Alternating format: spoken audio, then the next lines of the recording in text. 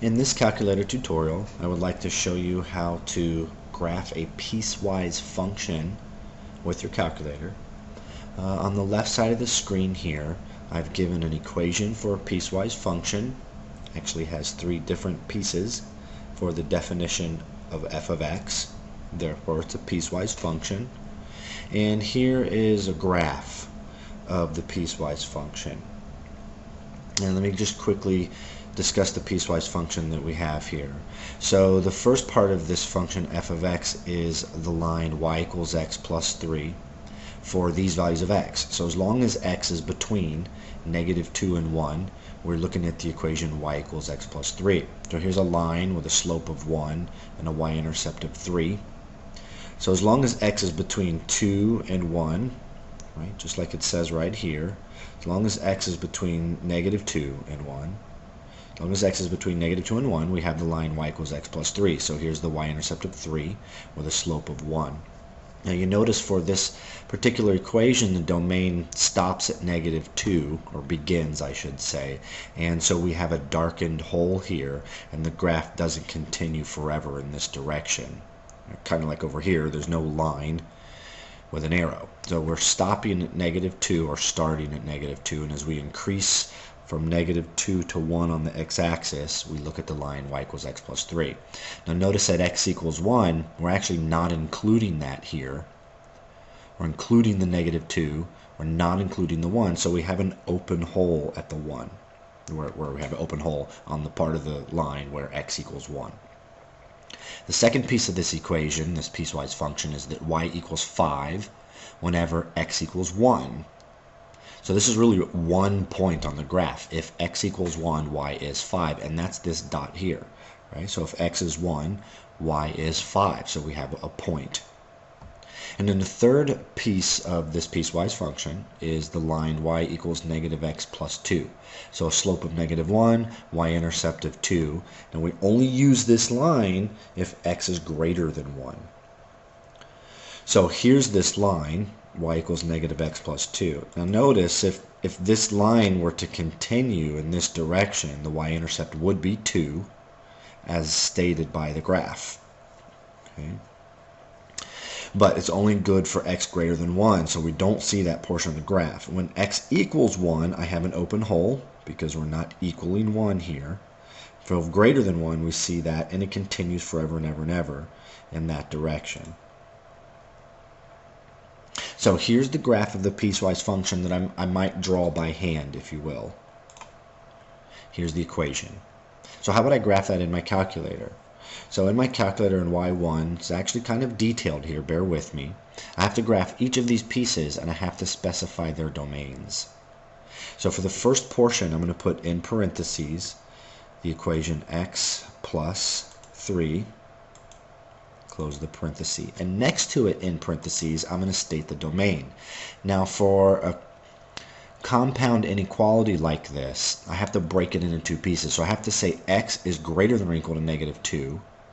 So I'm going to say x, and then the inequality symbols are in the test above second math. So I'm going to do second math, go to the test menu, and in this case I want the greater than or equal to, so that's number 4.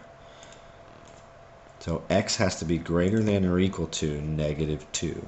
-2, close the parentheses, and then at the same time x has to be less than 1.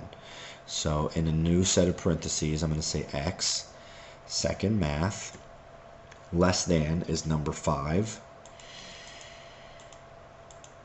less than is number 5, and 1, close the parenthesis. So there's all of the information pertaining to the first piece of the piecewise function. Now, what I'm going to do is add to that the second equation. So the second equation is y equals 5 when x equals 1. So in parentheses, I'm going to put the equation 5. So there's the equation y equals 5, and then in parentheses, I'm going to say when x equals 1. Second math, and number 1 is the equal sign. So there's the second piece of the piecewise function. And then the third is the line y equals -x plus 2. So again, I'm going to use addition and add to that.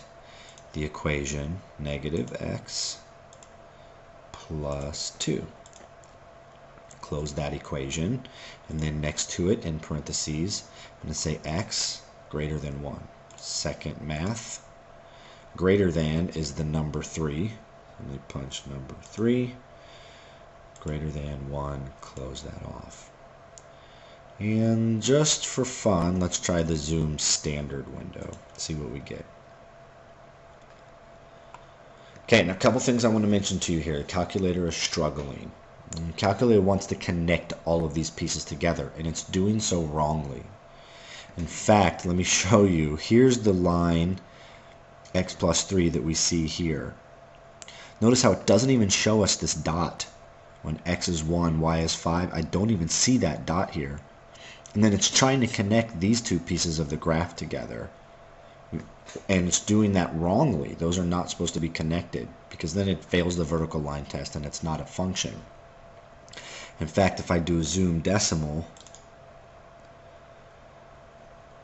you can see it's trying to connect those pieces together. And it's even trying to connect this piece to the x-axis, which obviously doesn't happen. So with piecewise functions, if we're graphing them on our calculator, there's some drawbacks. It's not showing me all the detail. In particular, the closed circles, the open circles. I don't see any of that information here. And it wrongly tries to connect the pieces. Now I can correct part of this. The connection here I can change.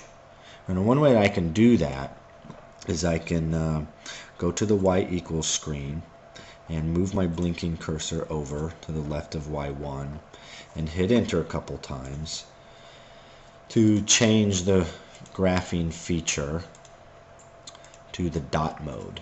Right there is dot mode. Okay, so now if I come back up after I've chosen dot mode and I hit graph, you'll see what it does is a much better job. It doesn't try to connect these pieces anymore. It doesn't try and connect this to the x-axis. But the one drawback still is the open and closed circles that it can't show me. It's never going to be able to show me that detail.